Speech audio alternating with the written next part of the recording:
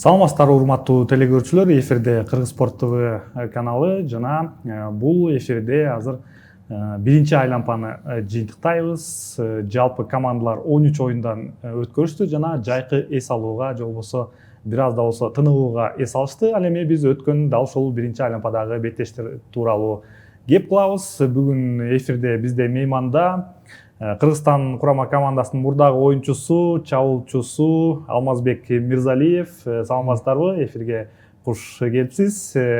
Алмазбек Мирзалиев кезинде дал ушул биздин Кыргыз курама командасында улуттук курама үчүн бир катар беттештерге чыккан болчу. Ошондой эле азыркы тапта маштыруучулук менен алектенип жатат. Ошондой эле Кыргыз футбол биримдигинин инструктору болуп саналат. Алмазбек Мирзалиев тууралуу айта турган болсок, бул Кыргыз премьер-лигасындагы бомбардир чабуулчу, жаңылбасам 2 жолку сезондун эң мыкты бомбардири аталган жана бир катар командаларда, ошондой эле Алай, Абдышата жана Дордой командаларында эң бир мыкты голдору менен таанылган оюнчу. Сиз менен дал ушул биринчи айлампаны жыйынтыктайбыз. Саламатсызбы? Assalamu alaikum, кандайсыздар?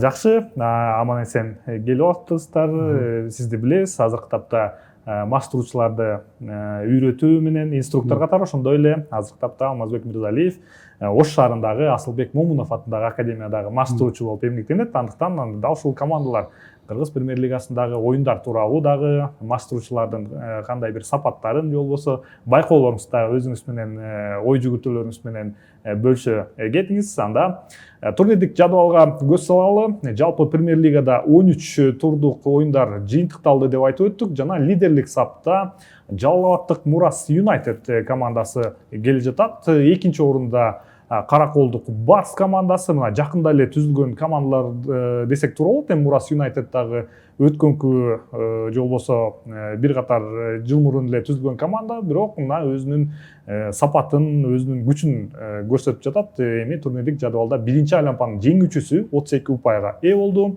Ал эми экинчи орунда дебютант команда Караколдун Барс командасы келе жатат. Ал эми 3-чү, 4-чү, 5-чи орунда бул Кыргыз премьер-лигасында же болбосо Кыргызстандын ички чемпионатында өздөрүнүн аты бар, өздөрүнүн орду бар командалар Алай, Дордой жана Абдышата командалары мына дал ушул эки лидерди кубалап бара жатат. Ал эми ортоңку сапка өзүнчө клубтар бөлүнүп калган. Турнирлик жадыбалда карасак азыр Ошму, Талант, Өзгөн, Кыргыз Алтын жана Алга командалары, ошондой эле Нефчи командалары, мына бул 5 команда ортоңку орундарда келе жатат турнирлик жадыбалда. Ал эми аутсайдер командалардын катарында азыркы тапта Илбирс, Азия Гол жана Бишкек Сити командалары, булардын упайлары азырынча башка командаларга салыштырмалуу азыраак болуп жатат. Жана Алмаз мырза, сизге суроо узаткым келип жатат. Быйылкы сезондогу мына дал ушул Кыргыз премьер-лигасындагы беттештер тууралуу кандай болуп жатат премьер-лига? Себеби дегенде сизди билебиз, канча жыл бою дал ушул Кыргызстандын ички чемпионатында катышуучусуз. Эми быйылкы сезон ошолорго салыштырмалуу өзгөчө болуп жатат болушу керек. Кандай болуп жатат сиздин пикириңиз боюнча? Туура айтасыз, өзгөчө абдан мындай чемпионатыбыз өтө кызыктуу болуп атат. Бул эми 14 команда көптөн бери болгон эмес. Мен ойногон убакытта эле 6 команда болчу, кээ бир этапта 8 болчу. Азыр 14 команда, анан ар бир оюн өтө кызыктуу болуп атат. Анан өзүңүз билгендей сааттары дагы жакшы ыңгайлуу, шарттары ыңгайлуу, кечки убакыт. Негизи бул биздин күйөрмандарыбыздарга дагы өтө жакшы болуп атат. Анан негизи ошол инфраструктура жактан, баардык жактан абдан сонун болуп атат да. Бул жакшы бир мындай Кыргызстаныбыз өнүгүп, буюрса ошо футболубуз жакшы бир кадам, алдыда кадам болуп атат да буюрса.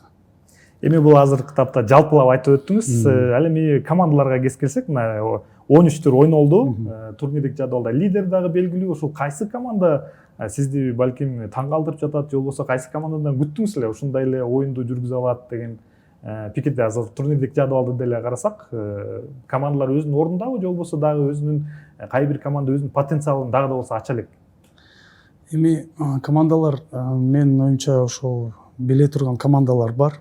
Эми бул ошо Абдышата, Дордой, Алай, бул мурунтан эле болгон тарыхы бар командалар. туруктуу командалар деп койсом болот. Эми жаңы командалар бул азыркы учурда ошол Мурас Юнайтед өтө мындай кыска убакта жакшы эле мындай стабилдүү оюндарды көрсөтүп жатат жана башкалар.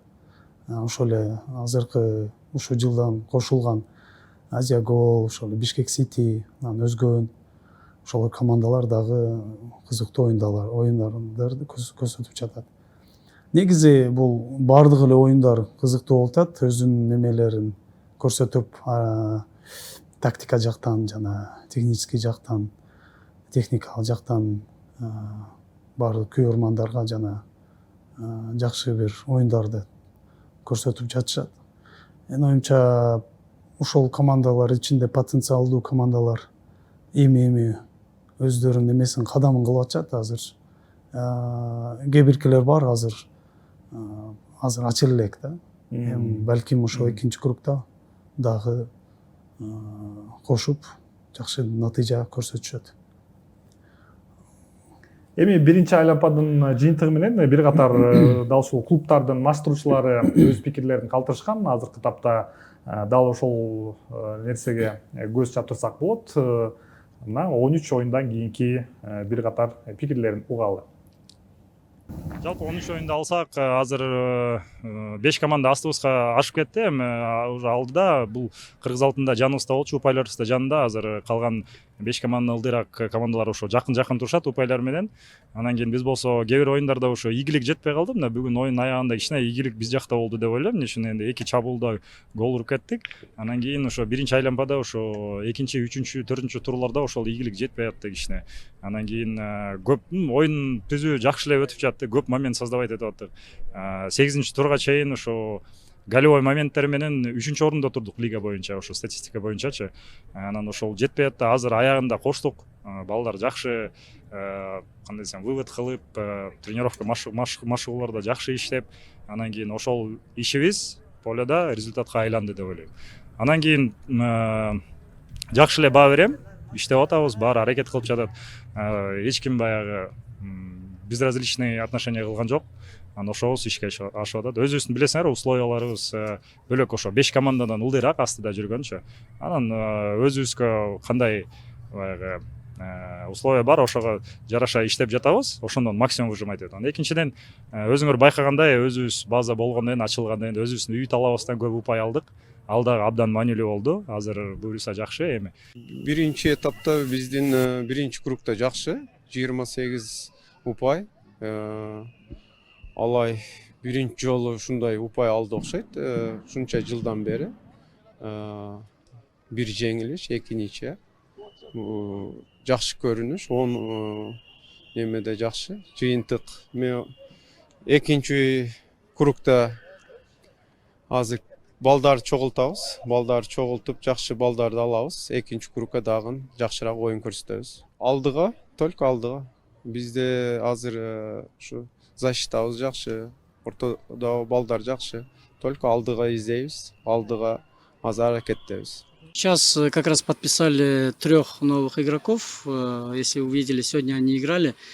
Да, будет еще усиление, дай бог, потому что, да, вы правильно говорите, нам играть в Челлендж Капе, нам как раз в этой игре и было видно, на какие позиции нам еще нужны усиления.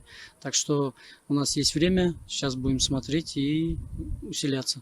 Биринчи эле быйылкы жылга коюлган максат бул жаш балдарды тажрыйба алуусу, ойноп, бул келечектеги 20 команданын балдары, алар бакалса бул жерден тажрыйба алып, международный оюндарда да Кыргызстандын атын жакшы коргоп берет деген ниетмен иш кылабыз. Все клубы очень активные здесь. Решает фактор немаловажный, это и финансовые возможности. В силу своих возможностей финансовых мы будем укрепляться. Обязательно это необходимо сделать.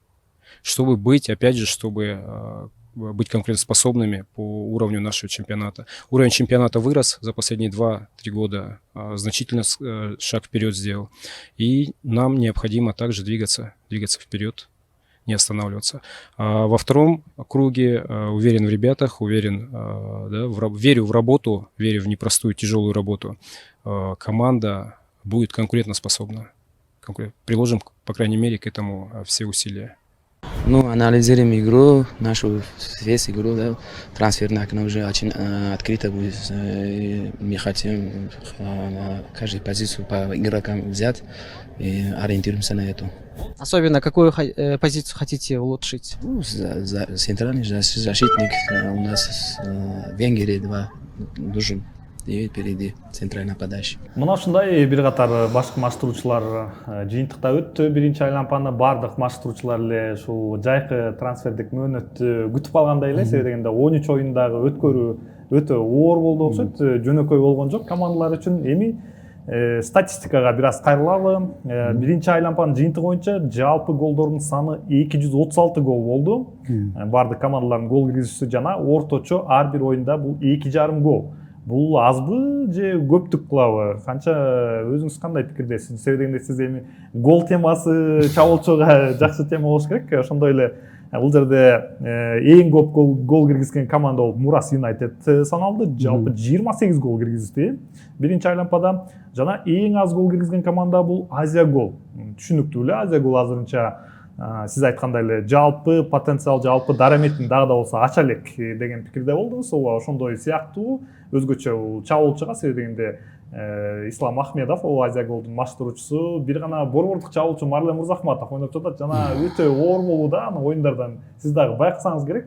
Жалпы бир эле голдун автору болду Марлен Мырзахматов, жана бир голдук пастын ээси. Ошондой эле эң көп гол өткөргөн команда бул Илбирис командасы болду. Бул эми дагы түшүнүктүү болсо керек, себеби дегенде коргоочулар жаш, андыктан жаш курагы бир аз балким жаш өткөн сайын акыл кирип, коргоочулар дагы жакшы ордуларын таап ойноп калышат болушу мүмкүн деген пикирдемин.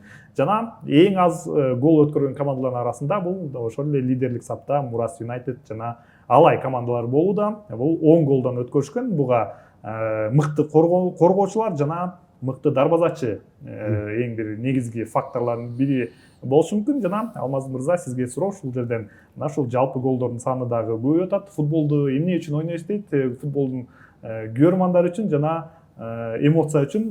Эмоция кайдан келет? Бул голдон келет. Мына лиганын ушул көрсөткүчү боюнча ушунча голдун киргизүүсү, ушунча голдун цифралары канчалык маанилүү? Эми өзүм кайтам окшойт футболго деп тамаша. Бул эми орточо 2,5 гол киргизиптир. Бул эми орточодо деп койбосом да болот. Действительно аз киргизиптир. Негизи аз да гол. Бул азбы? Негизи бир оюнда 2,5 гол аз. Аз деп. Бирок эми буга себептери бар. Менин оюмча коргоо дагы жакшы болуп атат деп ойлойм. Анан эми действительно баягы нападающий бул дагы бир өзүнчө бир маселе да. Балким ошондой топ киргизүүчү футболисттерди издөө дагы бир өзүнчө бир татаал маселе да. Немеде трансферный рыноктачы. Ошого эми ойлойм экинчи кругда буюрса көп гол болот. Эми орточого жакын деп койсом болот да. Бул орто көрсөткүч. Орто деп койсом болот, ортого. Анда эмесе бул цифраны эстеп калгалы. Жалпы лиганын жыйынтыгы боюнча дагы санап көрөбүз. Балким биринчи айланпага караганда экинчи айланпанын жыйынтыгы мындан да көбүрөөк болуп калышы мүмкүн. Ооба, сиздин пикирди дагы эске алалы. Мына ушул цифралардан улам дагы бир суроо жаралат. Командаларда балким чабуулчулар менен иштешкен өзүнчө маштыруучу керекпи? Лигаларда дүйнөдө тренерлер бар ошондой. Атайын чабуулчулар менен иштеген тренерлер бар. Бизде мисалы азыр уже аналитиктер бар, командаларда уже сүйүндүргөн нерселер бар уже. Что аналитиктер бар, ошо физподготовка уже бар ар бир командадачы. Ошондой талаптар так менен келип атышат буюрса. Эми ойлойм, что биз да ошого келебиз акырындап. Ошо азыркындай эле футболубуз мурда андай эмес эле. Азыр уже 14 команда, ар бир команданын өзүнүн стадиону бар. Уже жакшына бир талапка жооп берген стадиондор уже болуп атат да. Анда буюрса ушундай келебиз буюрса деп ойлойм. Анда эмесе дагы бир эксперт катары бизде Валерий Березовский өзүнүн ушул биринчи айланпа оюндары тууралуу өзүнүн пикирин калтырып өттү. Жана бул дагы Валерий Березовскийди билебиз, бир катар клубтарда маштуруп келген. Азыркы тапта Кыргыз футбол биримдигинде маштуруучуларды үйрөткөн инструктор болуп катары саналат жана дал ушул биздин эксперттин, футбол адисинин пикирин уксак. Вот, Валерий Юрьевич, первый круг завершен в Кыргызской премьер-лиге. Мурас Юнайтед в лидерах еще Барс и дальше 3 команды, которые Алай, Дордой и Абдшата. Вот насколько был зрелищным для вас первый круг? 13 игр сыграли. Что удивило в этих матчах? Ну, действительно, как вы уже определили, пятерка в принципе определилась, которая будет и продолжать вести борьбу.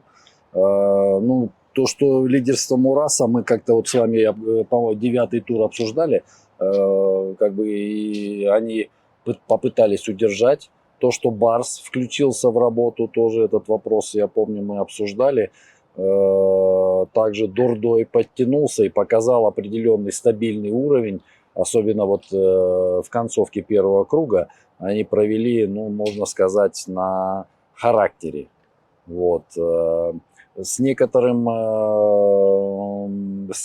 нестабильностью, может быть, я не знаю по каким причинам, Алай как бы вот не настолько уверенно финишировал, и поэтому вот турнирная таблица только вот в этой пятерке претерпела какие-то определенные изменения в местах именно турнирной таблицы, но все так же они остаются в борьбе за чемпионство, и во втором круге все-таки 39 очков, это серьезно в розыгрыше еще во втором круге у нас, поэтому еще никто из них не потерял каких-то шансов, даже практических, не то что не говоря уже о теоретической части. Затем середина турнирной таблицы, она тоже не определена. Сейчас, если те клубы, которые более удачно проведут селекционную политику и реорганизацию, проведут внутреннего состава, пересмотр, мы также видим, что у нас многие клубы также и поменяли тренеров. Вот. Как это будет организовано и реализовано, вот он фактор, который позволит клубам вернуться вот в решение каких-то определенных задач.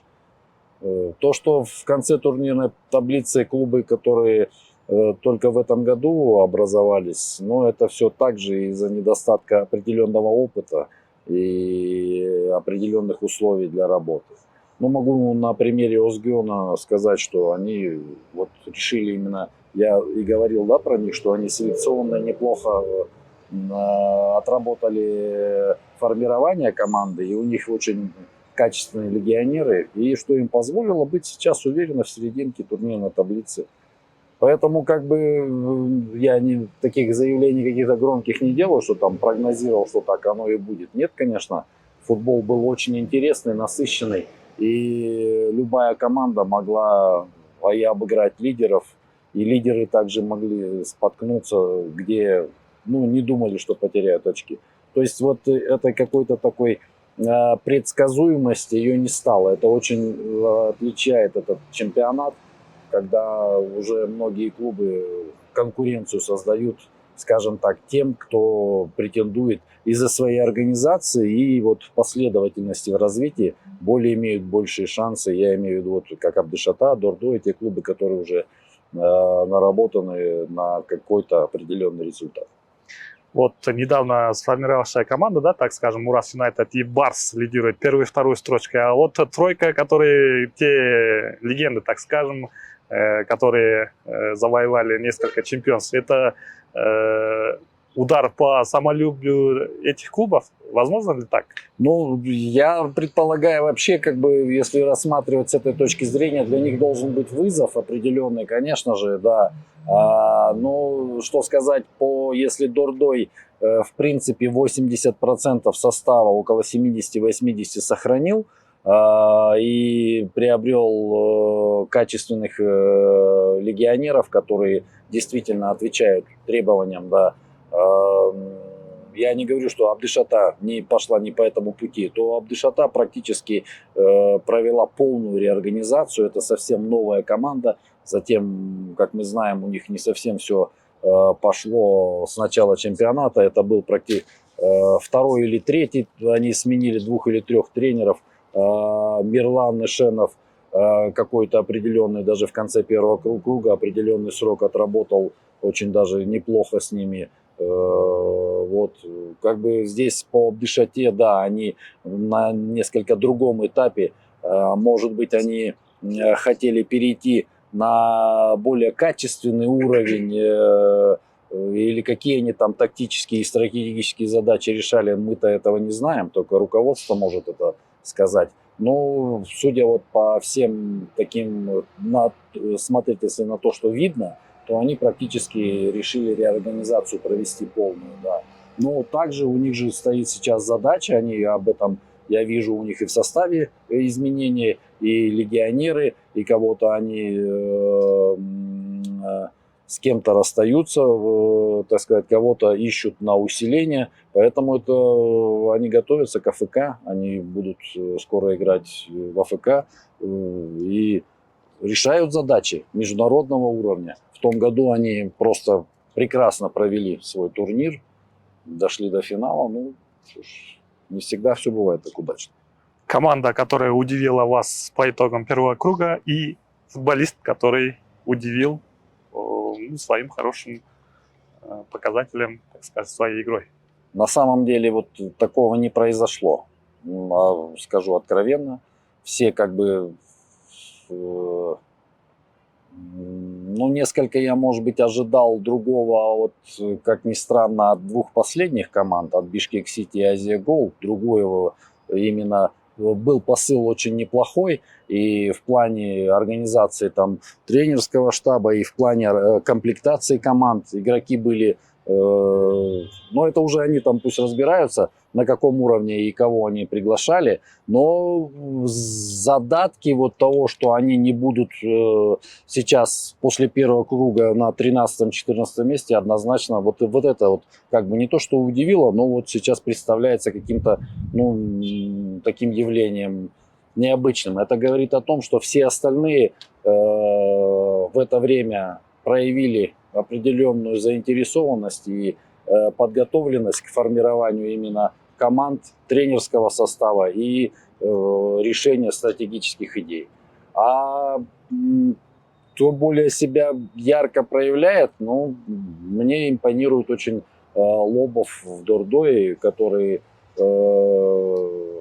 из тех легионеров, которые сейчас вот есть на виду, он как бы очень серьезно представляет и соответствует уровню необходимого для того, чтобы команда ставила большие цели перед собой. Может быть, та позиция, которую он играет, и импонирует мне из-за того, что и сам я неоднократно выступал в этой роли, но очень многое делает парень, когда он на футбольном поле.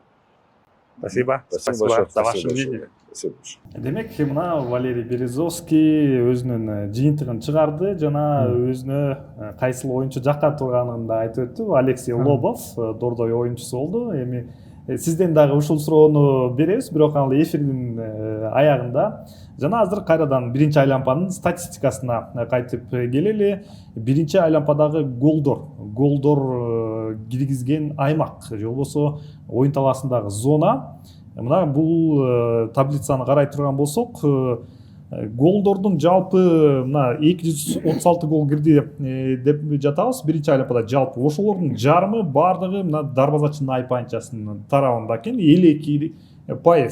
Бул жалпы 100дөн ашык гол мына ушул аймактан гол кирген. Ошондой эле 31% ошо айпайынчанын ичинде жана 10%га жетпей бул айпайынчанын сыртында же болбосо 16-18 метр аралык жана 5% дээрлик 20-25 метр жана 2,5% дээрлик бул талаанын ортоңку бөлүгүнө чейин жакын экен.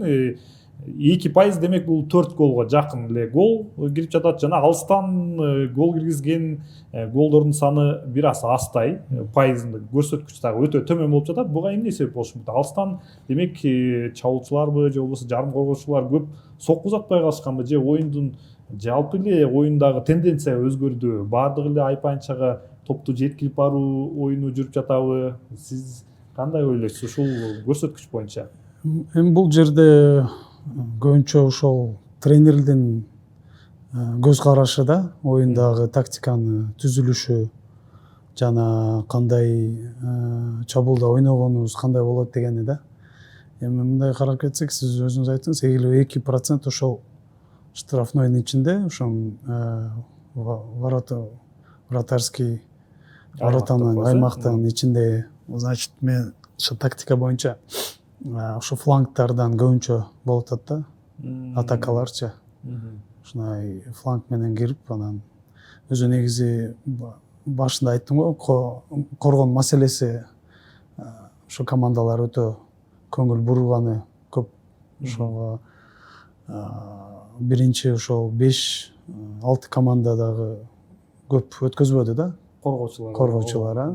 Ошон үчүн неме жак ошол көбүнчө ошол правый, сол жак жана оң жактагы флангтар менен кирүү менен болуп атат деп ойлойм да.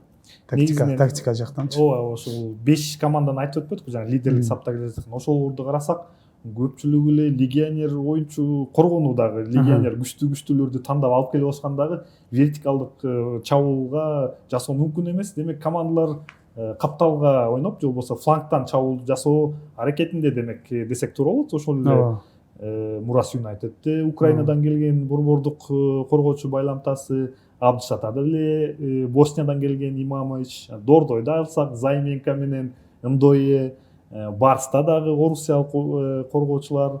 Демек мына ушул коргоочулардын күчтүү болгонунан улам командалар демек вертикалдык футбол эмес, флангка өтүү аракетинде басым көбүрөөк болгону дегеним да. Бул жерде ошол немелер, защитниктер, жана коргоочулар оң жак, сол жактагы келип көп чабуулга киргени. Жана бул установка боюнча да. Кирип ошол жерден ошо вингерлер менен кошо чабуул кылуу дегени да. Анан эми менин оюмча бул жерде дагы аз болгону балким ошо воротага ударлар аз болуп атат да.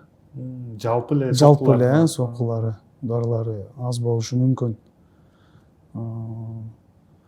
Алыстан кирген голдорду эстесек, азыр биринчи айланпада Алексей Лобов эске келет. Ошондой эле Дордой менен Барс менен болгон беттеште Алексей Лобов дээрлик өзүнүн бөлүгүнөн сокку узаткан, ушул Бишкек шаарында өткөн беттеште болгон.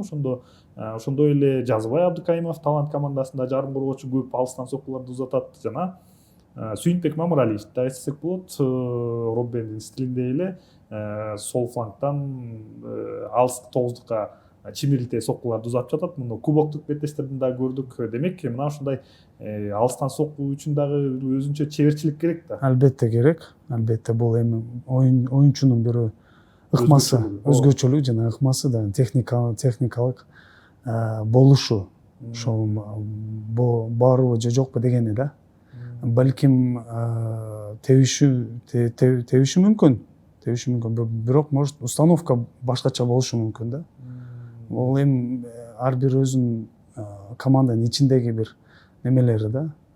Ушундай тренировочный процесстеги көз караштары деп койсом болот.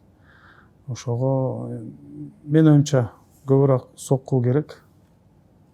Коргоо болгондо көп коргоо воротанын жанында ошо өзүнүн штрафной айпасында көп коргоо болгондо көбүрөөк удар керек да, сокку керек. Анда дагы бир кийинки кызыктуу цифрага көз чаптырсак, бул биринчи айланпадагы стандарттан гол киргизген командалар. Эң көп стандарттан гол киргизген команда бул Талант командасы болду. Эң бир кызыктуу 12 гол. Жалпы мына өздөрү канча оюндан киргизе турган болсо, ошонун 12 голу бул стандарт кабылдан гол киргизген. Экинчи орунда Мурас Юнайтед 8 гол киргизди, жана Нефчи командасы жалпы 7 голду киргизип атат.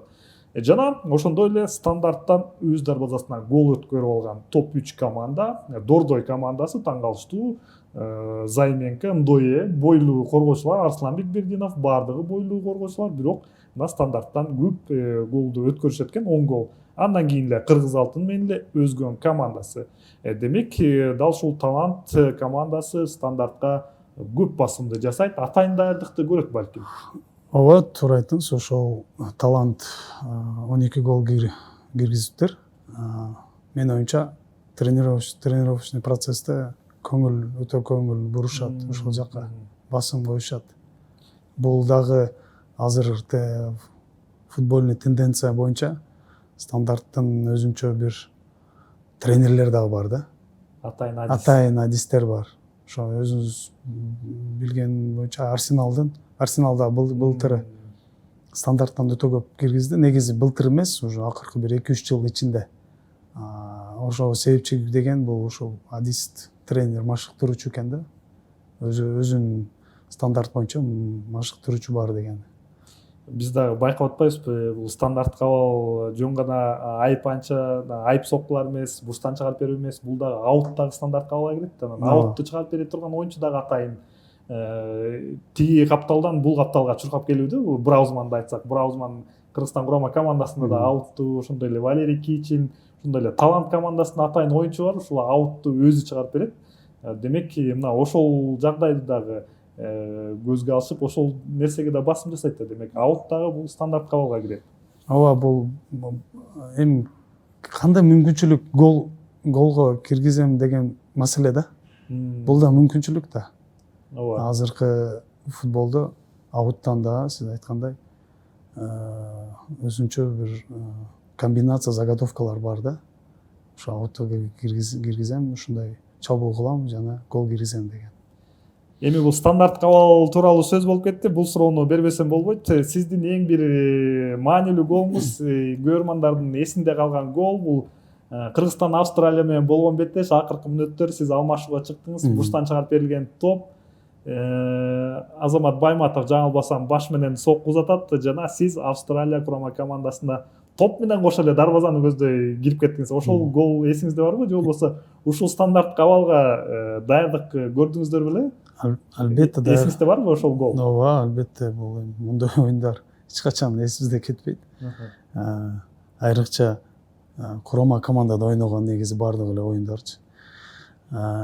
Бул ошол стандарттык немени, положенияны биз даярданганбыз. Чындыгында даярданганбыз. Ошону өзүнчө бир машыгуу болгон. Ошондо биз ошондой Азамат ошол жакка барат деп, биз арты жакка барабыз. Сиз алыскы бурчта турдуңуз. Ошондой бир неме болгон, даярдык болгон да. Ошол оюндан кандай эмоция болду? Тим Кейхил, Майкл Единак жүрөт. Ушул бир катар Кыргызстан үчүн бир паузадан кийин эң бир чоң футбол Азия чөлкөмүндө бир дөша команда менен ойноп жатат да. Бул жерде Австралия келип отурат. Күйөрмандар Дөлөн Өмүрзаковду бакка чейин чыгып алган. Кандай эмоциялар калдыбы ошол тууралуу? Эмоция Даярдык оюнга чейин кандай эле? Балким ушул башкы маштыруучу Алиста Кристинин болчу, э? Кандай даярданып чыктыңар эле? Мындай упай алабыз деп, же болбосо утабыз деген ниетте чыктыңар беле? Утабыз деп ниетте чыкканбыз. Даярдык бир ай мурун эле башталган. Австралия. Андан алдын биз Бангладешке барып, биринчи оюн ошол жерде болгон. Ошондон кийин анан биздин стадионубузда, Өмүрзаков стадионубузда болгон. Ошол жерде биз катуу даярданганбыз. Анан ар бир стандарттык положение жана чабуулда, коргоодо кандай ойнойбуз депчи. Негизи упай алабыз деп эле чыкканбыз. Менин оюмча бул Австралия ошол маалда эң күчтүү, азыркы курама командадан күчтүү бир состав боюнча болгон. Эми ал маалда Австралия чемпион Азия болгон жана стабилдүү дүйнө чемпионатына чыгып эле жүргөн бир команда эле да. Ошого биз үчүн бул негизи курама үчүн бул биринчи эң бир чоң оюндардан бири деп койсом болот. Эл дагы чоң көп эле келген жана кызыктуу болгон оюн деп ойлойм. ооба, ошол беттештен соң кыргыз футболунун жаңы баракчасынын бети ачылды десек дагы туура болот. Андан кийин көпкө кадамдар басып, ошондой эле Азия кубогу болуп өттү. Жана бир эстен кеткис эмоциялар болду албетте. Премьер лиганын жыйынтыктары боюнча дагы сөзүбүздү улайлы. Кийинки цифрада бул болсо командалардын кайсы команда топ көзөмөлү боюнча лидер командалар жана ошондой эле голдук пастар дагы. Сиздин оюңуз боюнча кайсы командалар лидер болуп саналды деп ойлойсуз? Топту ушул көзөмөлү боюнча. Абдышата деп ойлойм. Мен өзүм да Абдышата ойногондо биз ошол эле философияны кармап жүргөнбүз. Ал маалда Жейлан Арикан деген тренер болчу. Ал дагы кече жакын арада да иштеп жүргөн, билесиздер, чемпион да кылган. Ошол маалда эле ошол Голландия жана Европанын бир оюну алып келген, стили алып келген да. Стили алып келип, ошол Абдышатанын азыркыга чейин мен ойлойм, ошол жакын стилди кармашат. Ошо топту кармап, жана тотальный футболду ойношко аракет кылышат деп ойлойм да. Ошон үчүн азыр статистика боюнча менин оюмча ошол топ көзөмөлү Абдышатада деп ойлойм да. Чындыгында дал ошондой дароо бул сөзүңүзгө мына бул статистиканы келтиребиз. Абдышата командасы 13 оюнда орточо эсеп менен топ көзөмөлү 58%, жана экинчи орунда келе жаткан команда дагы анча алыс эмес. Нефчи командасы дагы, Кочкор Ата командасы дагы 58%га топ көзөмөлдөйт. Жалпы орточо сандар бул бир гана беттештен эмес, бул 13 оюндун жалпы орточо сандары. Жана 3-чү орунда Азия Гол командасы, Ислам Ахмедовдун командасы. Ооба, оюндарын көрүп жатабыз. Көбүн эсе топ көзөмөлү бул командада. Бирок топ көзөмөлү бул оюндун жыйынтыгы эмес деген дагы пикир бар албетте. Эң башкысы топ көзөмөлдү голго айлантуу же болбосо кооптуу абал жаратуу болуп саналат. Азия Гол командасы ооба бул дагы 57%га бул дагы кызыктуу көрсөткүч албетте. Жана жалпы пастар боюнча беттештеги орточо пастар боюнча дагы Абдышата командасы, кантык команда лидер бул жерде. Орточо эсеп менен 538. Бул эми так цифра экен. Жалпылап орточо алганда 500төн ашыгыраак пас. Жана жанындагы цифра бул таамай пастын цифрасы 450ден ашык. Ошондой эле экинчи орунда Азия Гол командасы 524, Мурас Юнайтед, Нефчи жана Барс командалары. Бул цифралар менен демек командалар кандай стилде ойнойт экендигин дагы баамдап билип койсо болот да албетте. Ооба, негизи Азия Гол дагы неме кызыктуу. Ушунча статистика боюнча алдында ошол топту кармоо жана ошол пас боюнча тренери өтө тажрыйбалуу бир тренер, Ислам Ахмедов. Ошол маалында ал да тренер болуп биз да ойноп жүргөнбүз. Азыр как тренер катары дагы окуп, көп нерсени үйрөнгөнбүз да. Ошондой топту кармоо жана пас берүү өтө кызыгат. Анан ошондой современный футболдун акыркы немелерин кармап аракет кылат да, ойношко. Заманбап стилдеги футболду кармайт. Азия Гол командасы канчалык турнирлик жадыбалда төмөн болсо дагы өзүнүн стилин коет экен да демек. Мен оюмча голдор уруп турса, согуп турса, алар чыгышат буюрса. Бул экинчи кругда күтөбүз. Ооба, кызыктуу цифралар. Андан кийинки эле статистикага көз чаптыралы. Эми жеке оюнчуларга өтөбүз азыркы тапта. Бул эң башкысы эле бул топ үчүн күрөштөр. Оюн талаасында топ үчүн күрөштөгү өзгөчө коргоочулар, ошондой эле кайсыл аймакта болгондугу тууралуу баштайлы. Азыркы тапта мына бул эми көбүрөөк сиз бул жерден сүйлөйт өңдөнөсүз. Талаанын 4 бөлүгү мына биринчи бул зонадан көрсөңүздөр болот. Дордой командасы өзгөн жана Абдышата командалары дал ушул талаанын 4 зонасында. Биринчи зонада өзгөн командасы топ үчүн күрөштө эң жыйынтыктоочу цифрага 64 9%. Андан кийинки экинчи зонада бул Дордой командасы. Талаанын Атаандаштын бөлүгүндөгү 3-чү зонада бул Абдыш Ата командасы жана Атаандаштын Айпанчасынын аймагында Дордой оюнчулары көбүрөөк топ үчүн күрөштө жеңүүчү аталат экен. Мына бул цифраларга карап бул оюн талаасындагы кандай жыйынтык бере аласыз? Менин оюмча бул ошол мисалы ар бир өзүнүн зонасында ошол установка бар да, оюндан алдынча ошо коргоодо кандай прессингке чыгабыз же кандай кайтабыз деген маселелер бар да. Же болбосо топ менен барганда ошол кайсы жерде топту уткузсак ошол жерге басым кылабыз, прессинг кылабыз деген ушундай бир установкалар, тактический немелер бар да.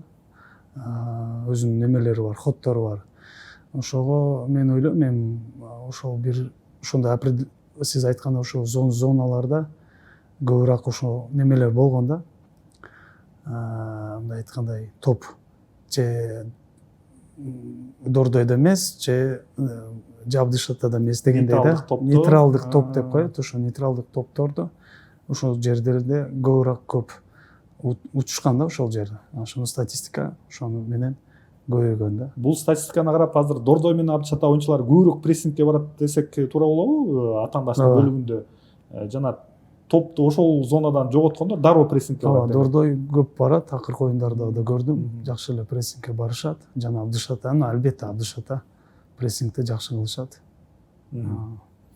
Жана азыркы тапта жеке оюнчуларга өтөлү, топ үчүн күрөштө статистика боюнча лидер команда. Бул мен үчүн дагы ачылыш болду. Эми оюн талаасында көрүп жүрөбүз.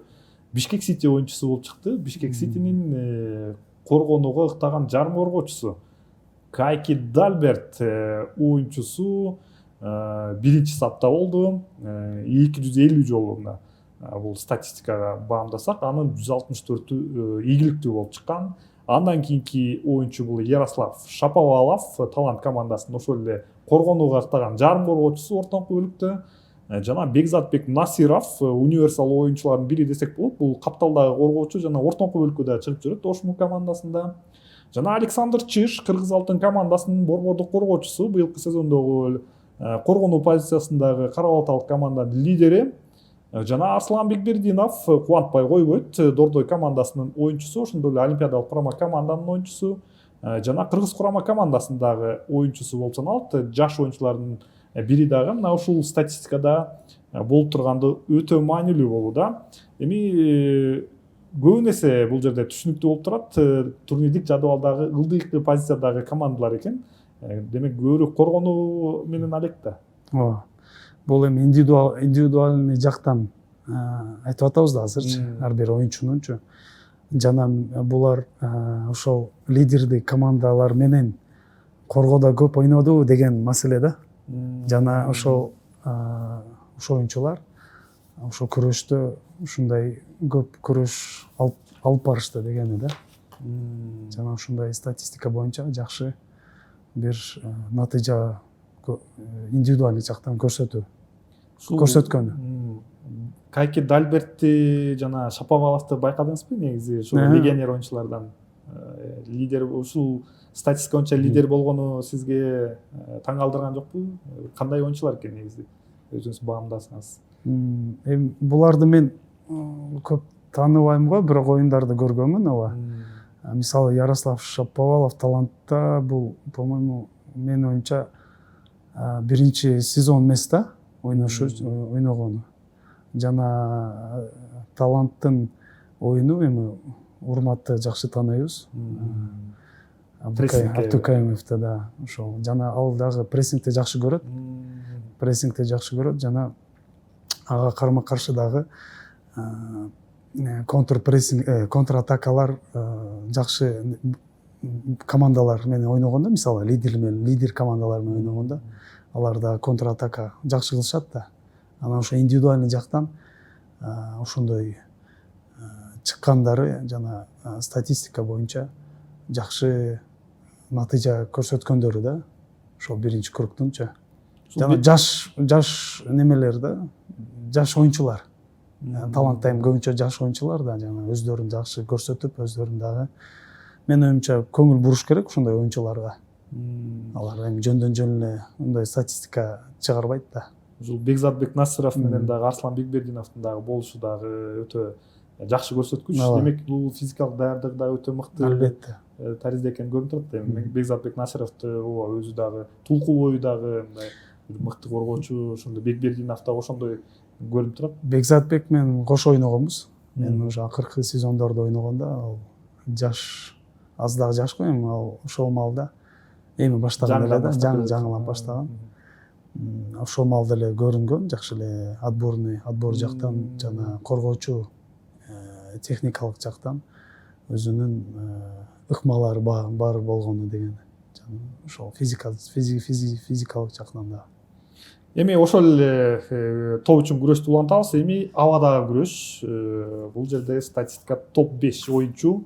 Дагы бир күтүүсүз лидер Эсенбек Үсөн уулу Нефчи командасындагы оюнчу. Бул жерде лидер абадагы күрөш боюнча 96 ирет барган, жалпы 13 оюнда. Анын 60тан ашыгы ийгиликтүү болуп чыккан.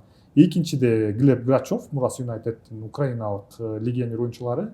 Ошондой эле Азия гол коргоочусу Тимур Набиев, бул бойлуу коргоочу. Ошму чабуулчусу Андрей Сидоров, бул статистикада бар. Ошондой эле Мурас Юнайтедде Олег Марчукту көрүүбүз. Эми бул абадагы күрөштү айтпаса деле түшүнүктүү болду өңдөнөт. Эң бир бул дагы физикалык даярдык жагынан өтө мыкты экендиги көрсөтүп жатат. Көбүн эсе бул коргоочулар болуп турганы статистикада, демек чабуулчуларыбыз мындан да көбүрөөк аракет кылыш керек экен да. Демек ушул чабуулчуларды Сидоровду эле көрүп жатабыз. Эми Андрей Сидоров өзүнүн бою өтө узун чабуулчу. Демек бул эми түшүнүктүү болду өңдөнөт. Андан кийинки биринчи айлампанын жыйынтыктары боюнча дагы бир жеке цифраларга өтөлү. Оюнчулардын натыйжалуулугу оюн талаасында бул алдап өтүүлөрү же болбосо өздөрүнүн финт менен көрсөтүүсү.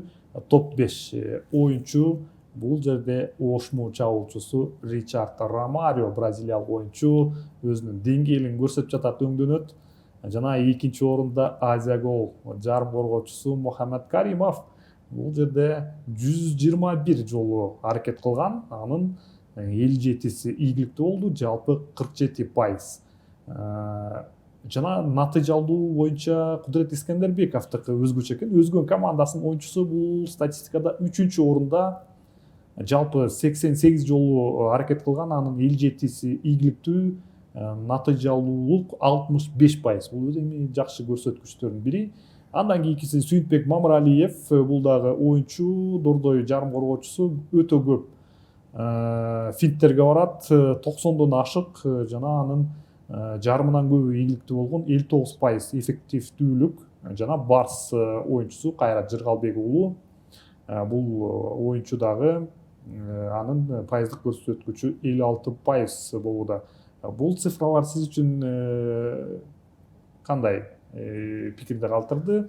Эми мен үчүн азыр Мухаммед Каримовдун болушу өтө таң калтырып жатат. Себеби дегенде Каримов ооба, аны билебиз, финттери өтө мыкты болууда, бирок мынчалык натыйжалуу экендигин күткөн эмесмин чындыгында. Мен үчүн бул эң кызыктуу неме цифралар. Жана негизи алдап өтүү, аларды дриблер деп коет, дриблер деп коет. Өтө кызыктуу ошол тема деп койсом болот.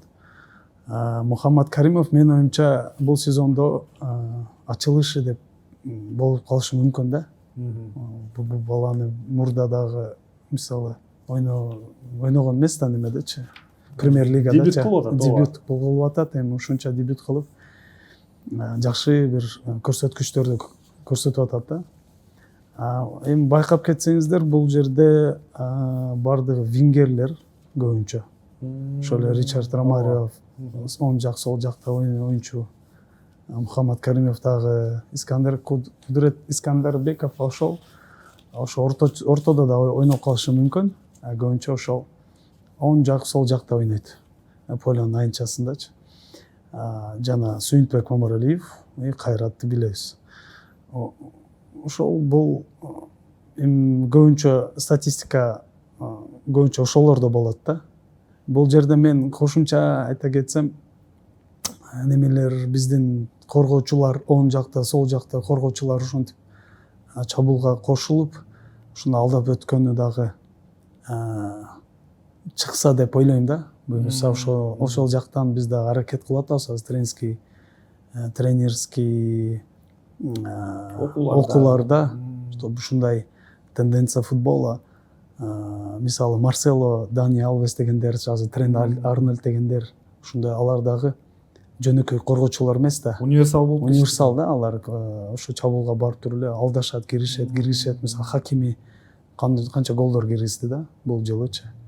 Негизи киргизип эле жүрөт. Ошого бул да бир өзүнчө заманбаптын талабы да. Дүйнөлүк футбол ошол тенденция калып бара жатат. Алып бара жатат. Ошон үчүн биз дагы буюрса артта калбай ушундай чогуу өнүгүү аракетинде. Чогуу өнүгүү, анан ушундай оюнчулар чыгат деп аракеттебиз. Мындай буюрса тренерский катарданчы.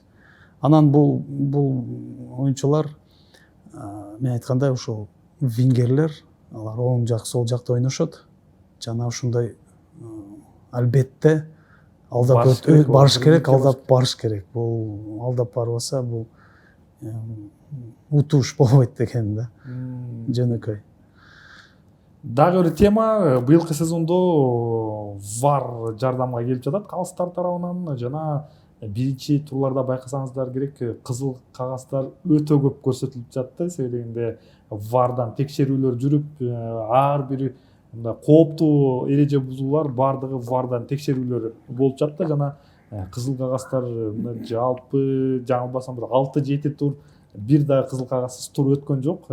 Бир оюнда жок дегенде болуп жатты да. Жана азыркы статистика бул айып кагаздарды алган эң көп алган айып кагаз алган оюнчулар. Азыр сары кагаздан баштайлы. Сиздин пикириңизде кайсыл команданын оюнчусу эң көп сары кагазды алды деп ойлойсуз? Кайсы командага тиешелүү? Балким өзүңүз баамдап же болбосо байкасаңыздар, же болбосо лиганын бир орой оюнчусу дейсизби? Ким дей аласыз? Анан биз азыр жообун берели. Эми учурлар ар кандай болду. Мен билишим боюнча өзгөндө болгон бир-эки кызыл кагаздар. Эми бул эмоция да көбүнчө. Балким ошол тактика жактан дагы болуп калышы мүмкүн. Көбүнчө эмоция болот. Бул мындай оюн учурдагы ошо калыстар менен түшүнүксүз моменттер болушу мүмкүн. Ашыкча сөз айтып кайтарып коюшу мүмкүн. Биринчи айлампадагы эң көп сары кагаз алган оюнчу бул Кыргыз алтын оюнчусу болду. Жөнөкөй оюнчу да эмес, капитан Евгений Чумак Кыргыз алтын командасында жалпы 13 оюнда 6 айып кагазын, сары айып кагазды алган. Жана эң көп кызыл кагаз алган оюнчу, ооба сиз туура айттыңыз, өзгөн командасынын оюнчусу Иван Зодько деген легионер оюнчу 2 кызыл кагаз алганга жетишкен экен. Демек 2 кызыл кагаз 2 оюнду эрте бүтүрдү дагы, 2 оюн дисквалификация алды. Жалпы 4 оюнда өз командасынан да жардамга келе алган жок. Эми дагы бир андан кийинки цифраларга өтөлү. Бул эми кубандыра турган, же болбосо натыйжалуулукту көрсөтө турган цифралар. Голдук пастарга өтөлү. Быйылкы мына 13 тур оюндан кийинки эң мыкты плеймейкер дейбизби, ассистент Эрбол Атабаев болуп чыкты. Абдышатар командасынын оюнчусу 7 голдук пастын автору. Экинчи орунда Кайрат Жыргалбек уулу, Барс командасынын оюнчусу 6 голдук пас. Жана Ошмо оюнчусу Марадона Сафаров 6 голдук паска экен. Ричард Ромариого Марадона эле пас берип жатканы көрүнөт. Атай Жумашев Мурас Юнайтедтин жарым коргоочусу алгачкы турларда, биринчи, экинчи, үчүнчү турларда бир аз жаңы командага көнүү болдугун көрүнөт. Атай Жумашевдин статистикасы анча эмес болчу. Андан кийинки көнгөн дагы бир оюнда жаңылбасам бир 2 голдук пастан чыгарып жатты. Демек бул командага канчалык таризде көнүп кете тургандыгы. Жана Сүйүнтбек Мамаралиев Дордой командасынын оюнчусу бул статистикадагы лидерлердин арасында топ 5ке кирип жатат. жаңы улуттук құрама команданын маштыруучусуна кулак сырга болуп калдыгым болот. Мамыралиевди буга чейин ооба бир да жолу чакыра алган эмес. Эмнегедир жана премьер лиганын алкагында мыкты көрсөткүчтөргө ээ болуп жатат. Жана бул жерден бомбардирлерге келебиз, же болбосо топ мергендер. Ричард Ромариону айтып өттүк. Дал ушул Ошму командасынын оюнчусу, бразилиялык оюнчу, азыркы тапта 8 голдун автору болуп, лидерлик сапта келе жатат. Экинчи орунда Элдар Молдожунусов менен Максат Алыгулов. Элдар Молдожунусов нишчи чабуулчусу, 7 голдун 2-өсү пенальтиден кирген. Жана 6 гол менен Алексей Зинкевич жана Кудрет Искендербеков 6 голдон гол жаратышты. Бул эми топ 5 бомбардирлер сабы экинчи айланмада мындан дагы көбүрөөк голдорду киргизет деп ишенип туралы. Жана сизге бул жерден суроо бербесе болбойт. Кандай чабуулчулар тууралуу сиз эми бул жаатта адис болушуңуз мүмкүн керек, себебен канча жыл бою чабуулчу позициясында ошондой эле бомбардир болуп келдиңиз. Чабуулдагы оюндар канчалык сизге өтүмдүү болуп жатат, же болбосо ынанымдуу болуп жатат командалардын оюнчуларында? Менин пикирим ошо сөздүн башында орточого жакын статистиканы көрдүк да. Орточого жакын эле голдор киргизиптир. Менин оюм бул балким ошо чабуулчулардын деңгээли дагы ачылып элекпи деп ойлойм. Потенциалычы да ачылып элек. Бирок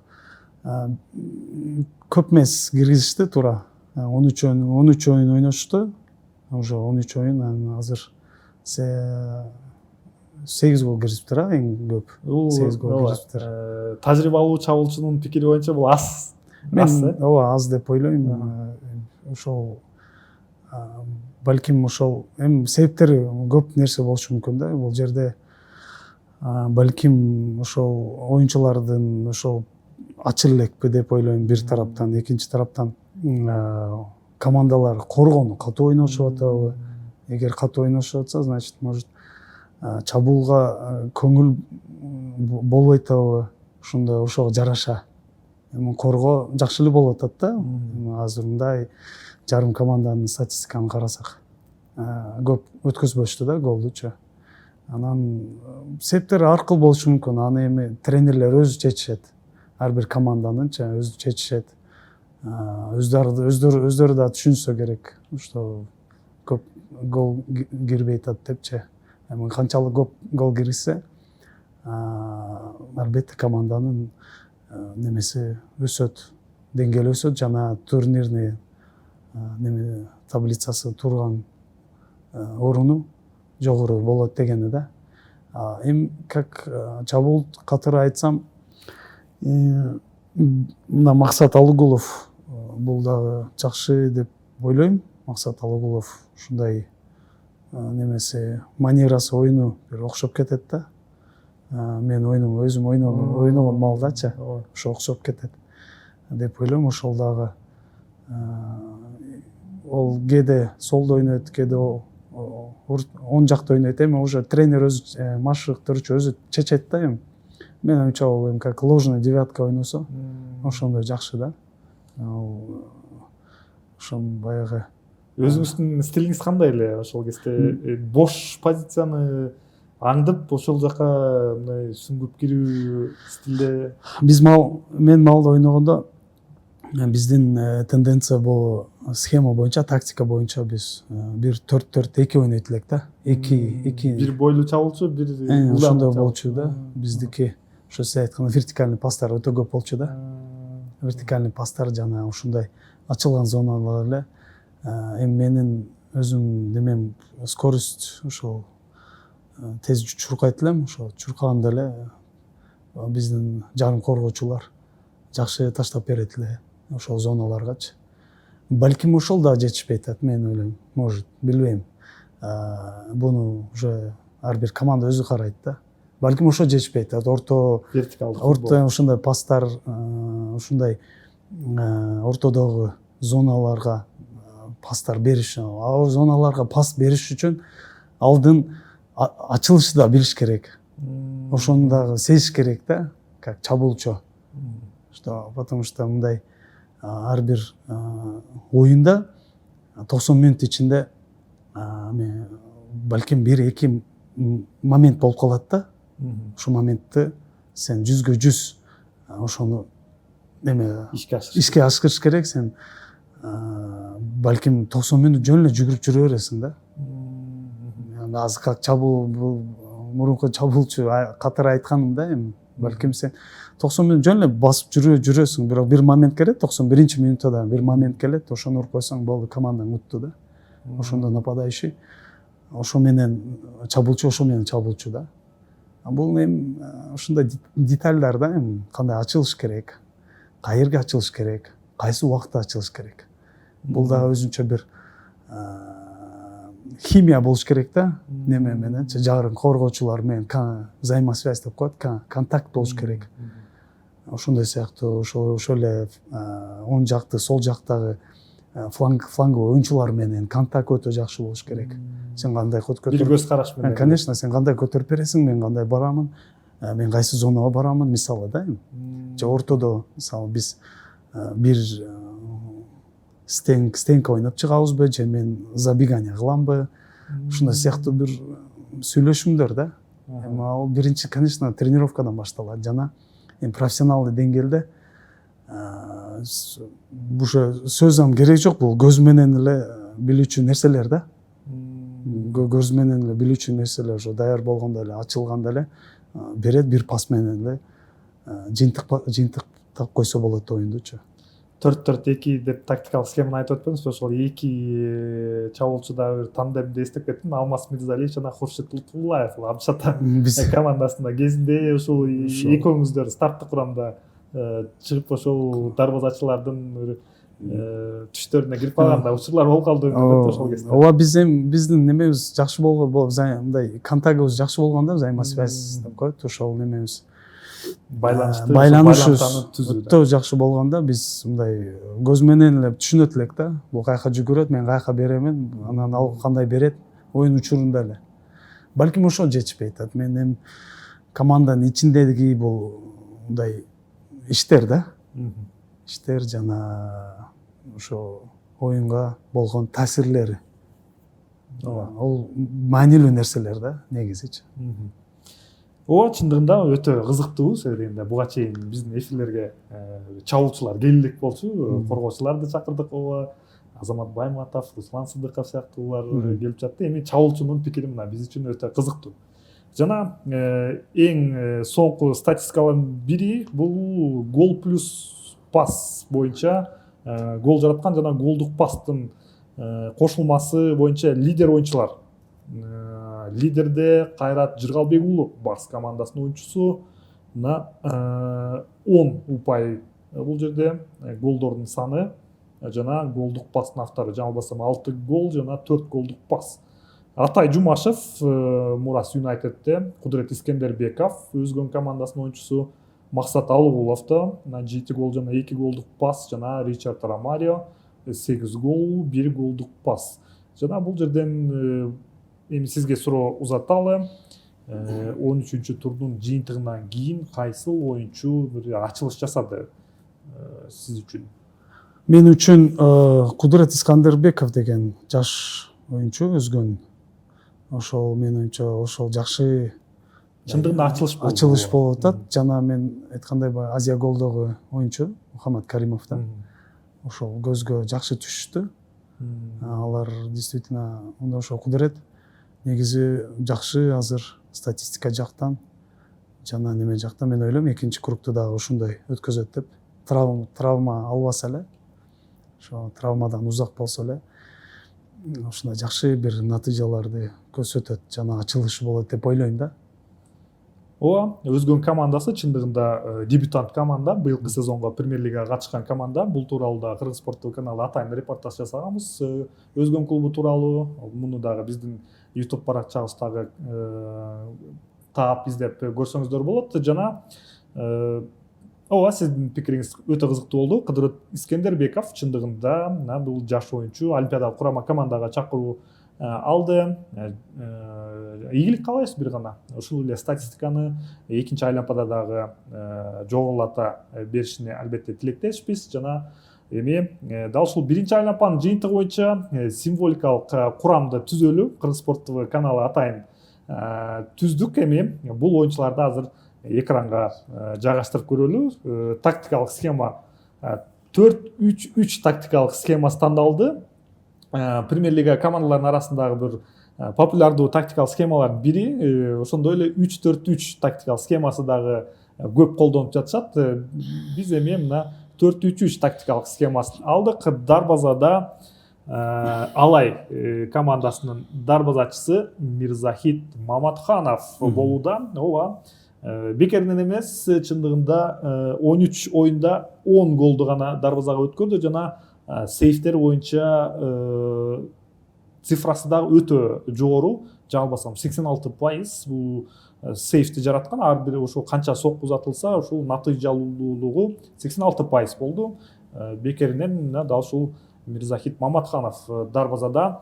Оң тараптагы коргоочу Александр Мищенко 5 голдук пастын автору жана Дордой командасынын капитаны. Бул позициядагы бир талашсыз оюнчулардын бири десек туура болот.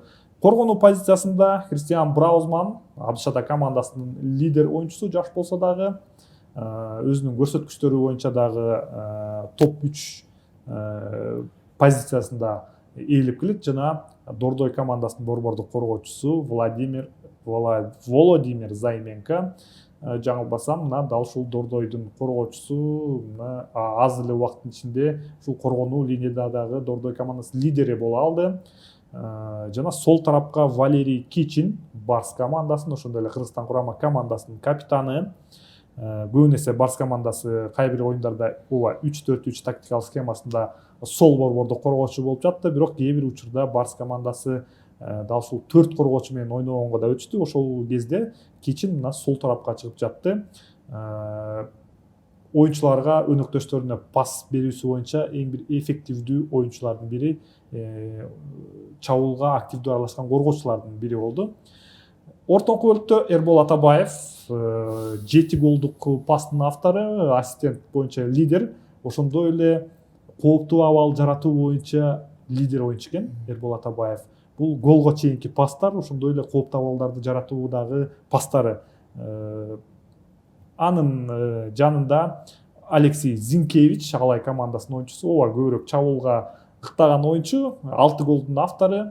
Бул позицияда ээлейт жана Алай командасындагы лидер оюнчу боло алды. Бул боюнча универсал оюнчулардын бири, ошондой эле чабуулга ыктаган жарым коргоочу позициясында да чыгып жүрөт.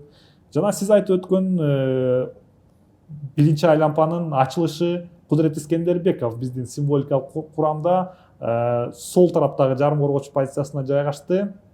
Жана чабуулда Кайрат Жыргалбек уулу гол плюс пас боюнча цифралардын лидери. Оң тарапта Кайрат Жыргалбек уулуну билебиз, бул дагы универсал оюнчу, кезинде коргонууда ойноп жүргөн болчу, эми бир гана азыр чабуулга ыктап баштады.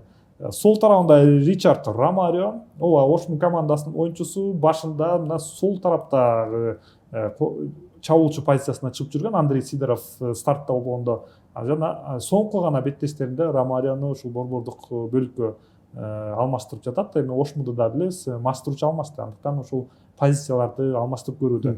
Жана борбордук чабуулчу позициясында Максат Алыгулов, Алмаз Мирзалиевдин стилинде ойногон чабуулчулардын бири. Мына дал ушул символикалык курам, ушун менен мына жалпы биринчи айлампанын ушул курамын түздүк. Сиз кайсыл оюнчу боюнча суроолоруңуз бар, же болбосо кайсы оюнчуну кимге алмаштырмаксыз, же болбосо ушул курамга макулсузбу? Макул деп ойлойм, бул баардыгы эле татыктуу оюнчулар. Жана бул жерде айтып кетсек, тажрыйбалуу оюнчулар бар. Жана жаш өспүрүмдөр, потенциалдуу оюнчулар дагы бар. Мен оюмча бул жерде балким бир оюнчуну кошуп койсом болот. Атай Жумашевчу. Атай Жумашевди мен немесин потенциалын өтө жакшы билемин. Ал мен оюмча дагы ачыл элек да. Дагы болсо 100% ачылат. Жок, былтыры былтыр Былтыр жакшы мыкты бомбардир болгон. бомбардир болгон. Дагы менин оюмча бул дагы андан дагы жакшыраак ойносо болот да, бул оюнчучу. Кыргыз курамасында Жана пайдасын тийгизсе өтө да, менин оюмча бул өтө мындай потенциалдуу оюнчу да. Неме жактанчы, техникалык жактан жана физикалык жактан.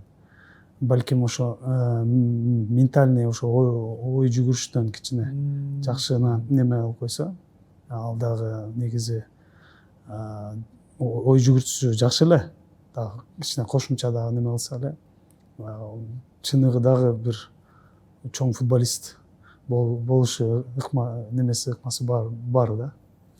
Эми бул Кыргыз спорттук каналынын символикалык курамына башкы маштыруучуну сиз тандаңыз. Сизге уруксат берели. Ушул курамга кимди маштыруучу кылып дайындамак элеңиз? Ушул эле ушул 14 команданын арасынан дайындасаңыз, бул чабуул кактаган тактика болуп калды, чабуул кактаган оюнчулар көп нерсе болду менен. Эми бул азыр машыктыруучулардын азыр премьер лигада машыктыруучу. Премьер лигадагы бирөөсүн тандап койсоңуз, ошол маштыруучу болсун. Бир эки кандидат бар. Менин оюмча Урмат Абдукаимов жакшы кандидат деп ойлойм. Ошол Мирлан Байшбекович дагы мисалы да. Ошолор. Демек, бул символикалык курамда башкы маштыруучу ошондо Урмат Абдукаимов болду, болбосо ассистенти биринчи Байшбекович болот, Мирлан Байшбекович. Мирлан Эшенович да, Урмат Абдукаимов маштыруучулук штабка кирди. Ушундай. Мына ушундай көрмандар дал ушул жалпы Кыргыз премьер лигасынын 13-турдук ойундарын жыйынтыктап, жалпы биринчи айланпаны жыйынтыктап алдык. Мына ушундай кызыктуу цифралар менен бизде конокто мурдакы Кыргызстан курама командасынын чабуучусу Алмазбек Мирзалиев болду. Сизге чоң рахмат жана сизге азыр ачык микрофон беребиз көрмандарга. Кайрылсаңыз болот. Жалпы Кыргыз футболуна кандай каалоо тилектериңиз бар, эмнени айта аласыз? Эң биринчи сиздерге чоң ыраазычылык. Ошол каналыңызга да чакырып, ушундай мен үчүн да бир чоң бир мүмкүнчүлүк келип көп нерсе дагы билип кеттим жана бөлүшүп, өзүмдүн немем боюнча бөлүшүп. Жана жалпы Кыргызстанды көрмандарына жана футболду сүйгөндөрүнө айта кетсем, футболду сүйүңүздөр, барына өзүңүздөрдүн жалпы салымды кошуп жүрө бериңиздер деп, жана чынден солук, тынчтык болсун, биздин кыргыз футболубуз өнүгө берсин.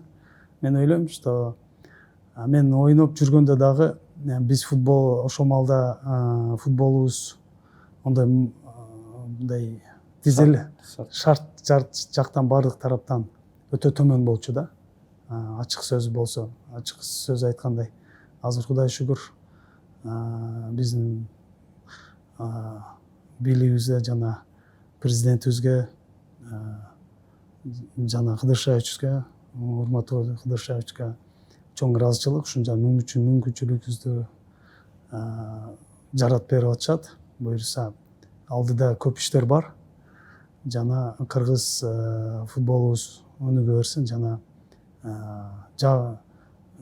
биз баарыбызда бир максат бар, ой бар, ушундай дүйнө чемпионатына чыгып, ошол күн келет деп чоң ишеним бар, чоң бир кыялдар бар. Ошого Кудай буйрса, баарыбыз биримдикте, ынтымакта ошол жакка ынтылайлы жана барайлы. Чоң рахмат баарыңыздарга. Ооба, сиздер менен мына Кыргыз спорттук каналында тур жыйынтыгы болду. Бул берүүдө жалпы биринчи айланпаны жыйынтыктадык. Ал эми июль айында клубтар премьер лига бир аз кыска тынууга кетишти. Бирок 15 июльдан тарта Кыргыз Республикасынын кубок үчүн жарым финалдык беттештерде кезгелебиз жана андан соң премьер лиганын экинчи айланпасы уланат. Сиздер биз менен болуңуздар, футболдон көрүшкөнчө саламатта калыңыздар.